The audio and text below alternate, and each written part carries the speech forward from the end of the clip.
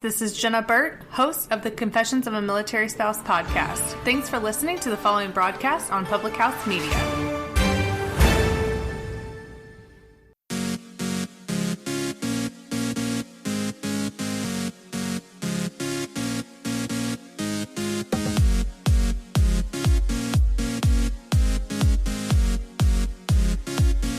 Leaders instill in their people a hope for success and a belief in themselves. Positive leaders empower people to accomplish their goals. I would also like to say that leaders, parents, you could swap those words out. Parents instill in their children a hope for success and a belief in themselves. Positive parents empower their children to accomplish their goals. I believe that leadership and parenthood are simultaneous things that we can do as parents that can help our kids grow strong, that we can help them achieve the goals that they have in life, that we can help them understand their worth and their value that they have to give to this world, and that they can be anything that they dream to be. Many leaders also serve as parents, happily balancing a daily workload with ball games and family dinners and dance class and all the things. And along the way, most of these leaders as parents also realize that the influence they have over these young minds that they're raising every day. Today's children are tomorrow's leaders, especially if those children have parents who are leaders. They have positive role models in their life that are showing them how to be a good example, how to live the life that they want. And while leadership skills can come naturally, children learn these lessons along the way that significantly impact them later in life. The right words, the right time can make all the difference, and the right, either good or bad. And the things that are the experiences our children have, the mindset that they create, even at a very early age, is super important in how they show up in life for themselves and they show up in lives for others.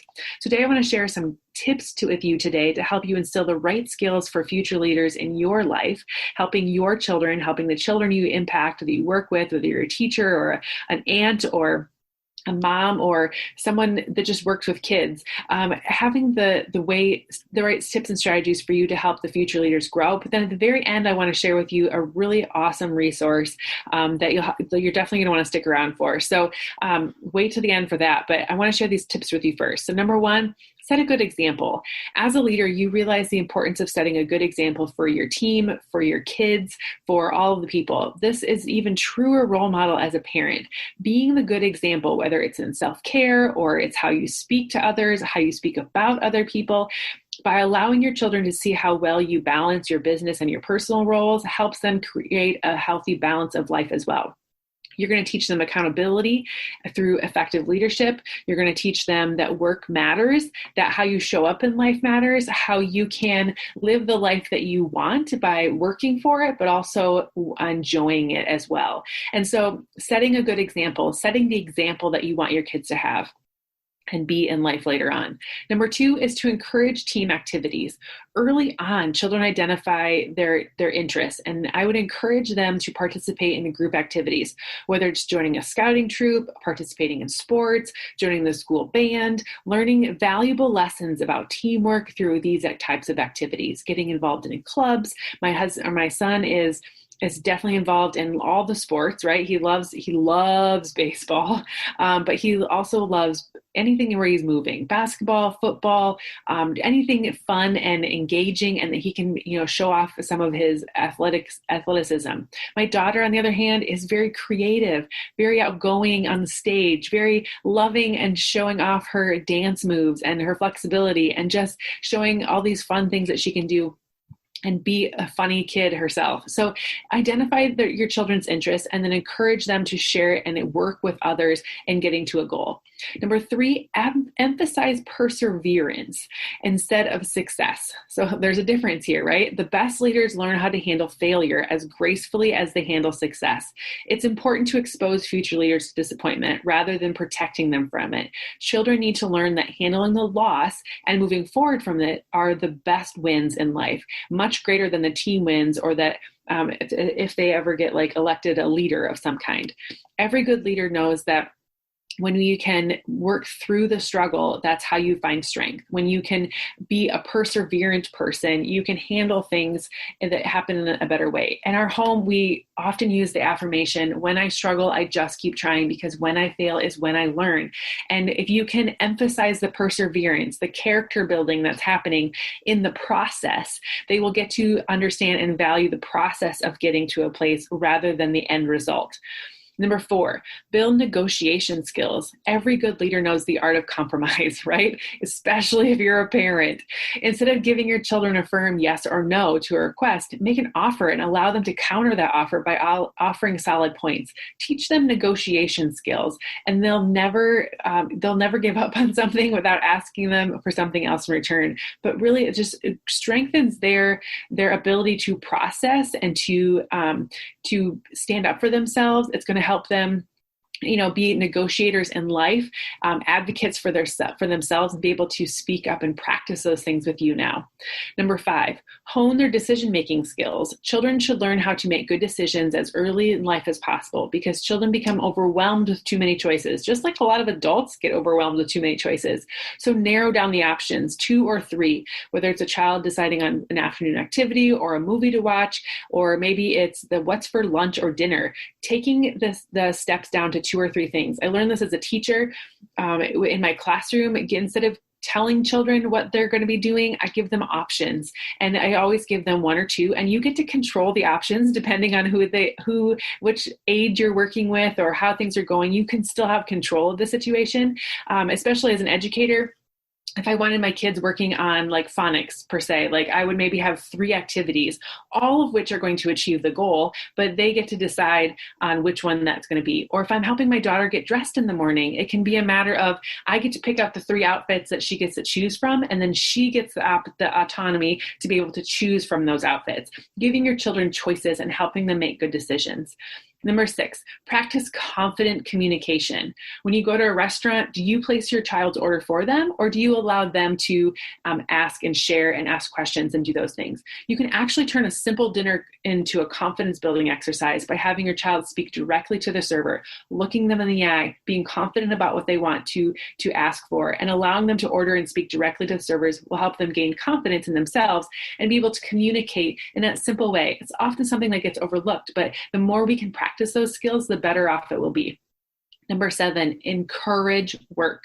Yes, often children are eager to begin working in some capacity. If your child wants to set up a lemonade stand, support them, encourage it. Once they're old enough, they can take on work opportunities like babysitting, mowing neighbors' yards. It provides them a safe opportunity to become leaders. It helps them develop skills. It helps them develop confidence. It helps them develop work ethic, and it helps them understand that, things aren't just handed to them in life, that they have to put effort towards something in order to receive. The 8th one is enroll in summer camp. Summer camp is filled with all kinds of amazing opportunities, and if it wasn't COVID happening, I would say go for the fences here. But I often find opportunities to participate in team building activities. Once youth reach a certain age, they can even be asked to be counselors, or they can be a part of leading groups of other kids in their things. You can also, be involved in these kinds of activities with your church, like youth group and things like that.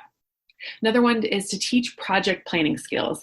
As a family, we've got meal plans, we have events that are happening, we have our weekly schedule, vacations that are coming up. And as we prepare for these things, don't leave the kids out of the planning process. Treat it as an event for them to be able to experience and brainstorm as well.